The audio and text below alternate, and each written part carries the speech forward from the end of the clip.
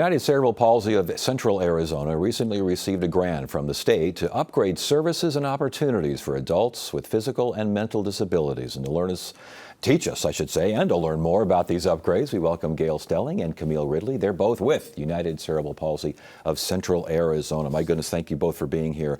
Camille, we'll start with you. Yeah. What is cerebral palsy? What is cerebral palsy? It is a motor disorder. 1 in 345 children are diagnosed each year with this condition. And Cerebral Palsy of Central Arizona provides what services? What do you do? That's great. That's a great question. We serve the disability community at large. We have been around for 72 years now, and we are the first healthcare nonprofit in the state of Arizona. And we provide services, a lifespan of services, starting with the babies all the way up to our elders. And this grant, Gail, this is serious money here. This is big time stuff. What's it going to be used for? Before we get to that, the process of just getting a grant like that, what's involved? Well, we have completed the application. We were eligible for it, and we saw a need. There was a $250,000 need in our adult programs. Our center had not been upgraded for over 20 years since the building was built.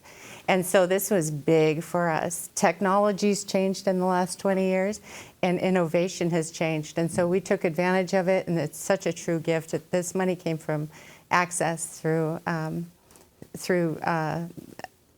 funds, I think. Yeah, but I mean, again, this is going to be used for everything from technology to, I see, a basketball court and a putting, all sorts of things that involve folks.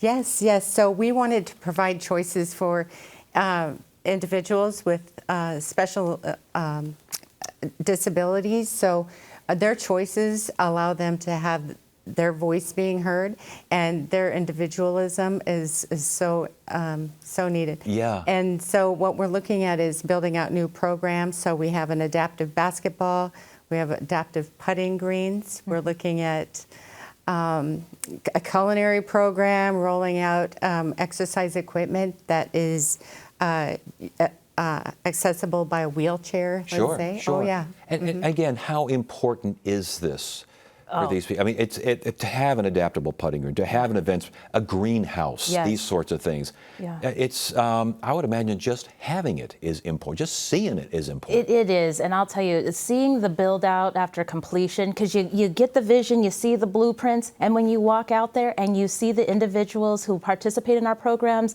engaging in this, it's huge. And not to mention, we like to meet the community need for the resources, and one of those was being able to do the day-to-day and recreational activities that other people do. And I'll tell you what, the greenhouse, you can roll a wheelchair in there, you can walk in there, not to mention the planting beds that are set up. Those are also accessible for wheelchairs as well, something you don't see every day. No, and something you might not think about, but you had 20 years to think about this. Was there a process of winnowing down what we really want, knowing that this kind of $250,000, you can spend that pretty quickly? Yes, you can. You absolutely can. And that's where Gail and her team, because they are in the stage of the Adult Day program, and they sat down and really took everything into account, including the community needs, not to mention the individuals that participate in the programs, their families, their caregivers, and they began. We asked them what they wanted. Yes. And this is the answer that they gave us.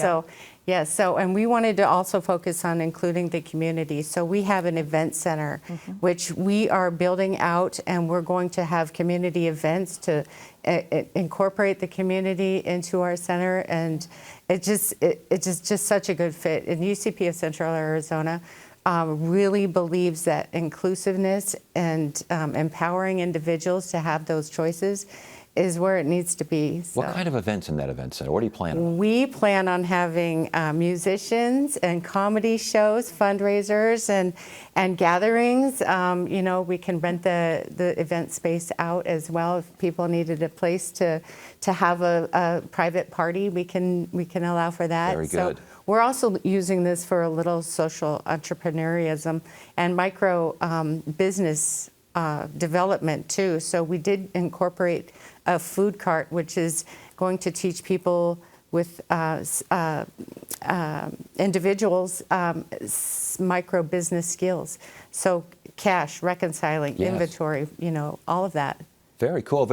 And as far as the response so far, obviously you're still kind of building this thing and everything, but the idea and the planning and everything, what kind of response have you had so far? It has been so positive.